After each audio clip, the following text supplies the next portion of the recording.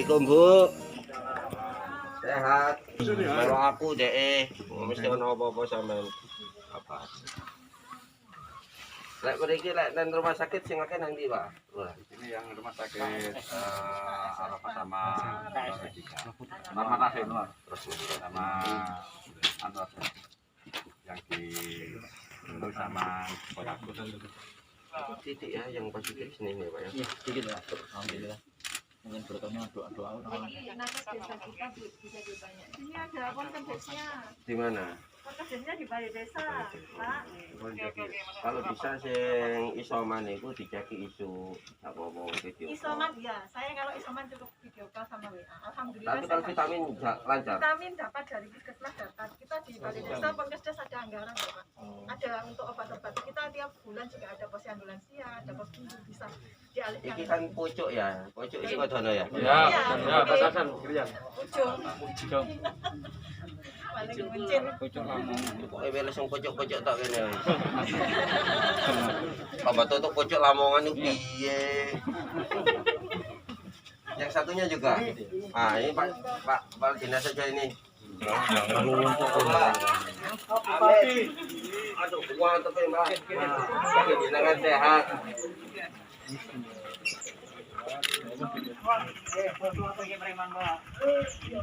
Nari so pindah.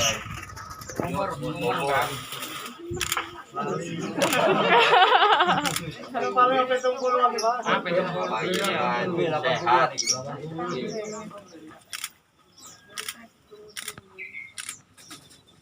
Oh, nggih.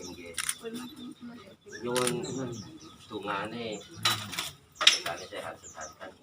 Corona ndang minggat, Pak. Belum ini enggak Nggih. Teman-teman apa? Pak Bupati ya. Ini Pak Bupati. Nggih, sami-sami. Niki putri nih.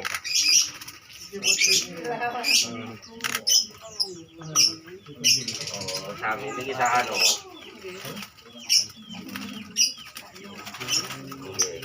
Yo kali pinten, Mbak?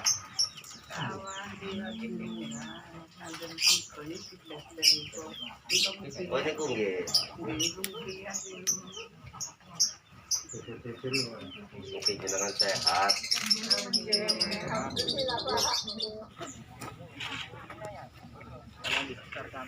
Saya kira ini merupakan tindak lanjut dari pemerintah Kabupaten Sidoarjo untuk mau turun ke bawah memastikan bahwa bansos yang sudah diberikan oleh kabupaten sudah berada di tangan yang benar.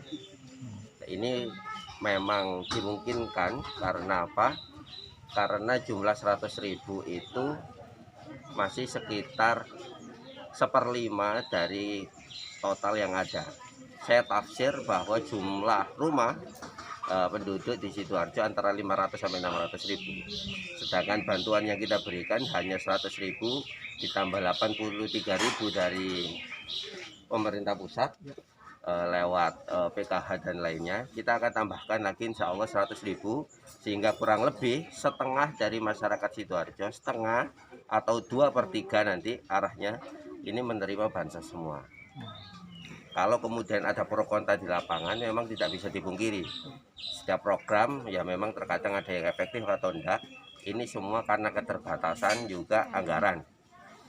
Terkait tentang bansos, bahwa bansos ini adalah salah satu bentuk social safety net yang harus diberikan oleh pemerintah untuk perhatian kepada masyarakat terdampak pandemi. Tapi ingat, pandemi ini tidak selesai dengan adanya bansos. Catat ya, bansos ini hanya meringankan saja. Bagaimana kemudian pandemi ini selesai? Taati protokol kesehatan. Sudah, kalau tidak ada sesuatu yang urgent, tidak usah keluar rumah, sebaiknya di rumah saja. Karena bahan bakar dari pandemi ini, virus corona ini adalah tubuh kita semua. Virus ini tidak melayang, enggak, tapi lewat tubuh kita, lewat droplet dan sebagainya. Oleh karena itu, sekali lagi, bansos ini ada limitnya dan tidak untuk menghentikan ada pandemi, tapi supporting pandemi ini bisa selesai dengan adanya ketaatan protokol kesehatan dari seluruh masyarakat Sidoarjo untuk tetap menjaga jarak, memakai masker dan sebagainya. Saya kira itu. Gus, tambahan baksos itu untuk sektor apa saja nanti, Gus? Nomenklaturnya umum, nomenklaturnya adalah terdampak COVID, kecuali PKH, BST, BPNT, BLTDD. Ini yang didorong sehingga nanti kalau dilihat jumlahnya 83.000 bisa lebih ya, maka nanti ini bisa, kalau kita tambahkan 100.000 lagi, maka sudah akan mencapai 2/3 masyarakat Sidoarjo, kurang lebih 2/3 rumah, karena nanti bantuannya adalah per rumah, bukan per kepala ya, bukan, tapi nanti per rumah. Insya Allah bisa mencakup semua. Yang jelas bahwa bantuan ini hanya untuk meminimalisir serta memberikan perhatian kepada masyarakat. Dan ingat, pandemi ini tidak selesai dengan adanya bansos. Bansos hanya supporting, tetap taati protokol kesehatan. Tanpa itu semua, maka pandemi dampaknya pasti akan lebih panjang lagi, lebih lama lagi, saya kira itu. Data tersebut di pemerintahan desa atau memang sudah ada data tersendiri, Gus, untuk penerima bansos itu? Ada tiga cara nanti yang dipakai. Yang pertama via isoman, datanya ini dari desa, puskesmas. Kemudian karena nomenklaturnya terdampak, banyak yang kita dahulukan dahulu. Ini dari dinsos, misalkan tukang beca, angkot, juru parkir dan sebagainya, karena dia terdampak secara langsung. Yang ketiga lewat mekanisme desa. Mekanisme desa ini, desa akan melakukan musdes, musyawarah kecil, kemudian akan dibagikan lewat desa. Terkait beberapa segmen yang nomor 2, ini memang ada kebijakan, termasuk kalau dari pusat ternyata ada bantuan langsung. Kemarin ada bantuan dari Mensos sebanyak 3.000, 5 kiloan. Ini maka kita akan sasar langsung PKL, juru parkir, sopir, kemudian tukang becak dan sebagainya. Intinya kalau yang ada di desa ini lewat 3 jalur itu lebih banyak di musdes. Terkait nanti kalau masalah isoman ini datanya pasti dinamis. Satu waktu nggak mungkin orang itu isoman semua.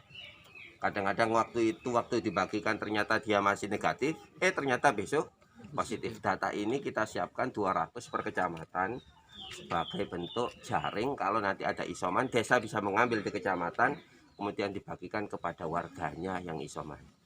Terakhir mungkin yang ingin saya sampaikan,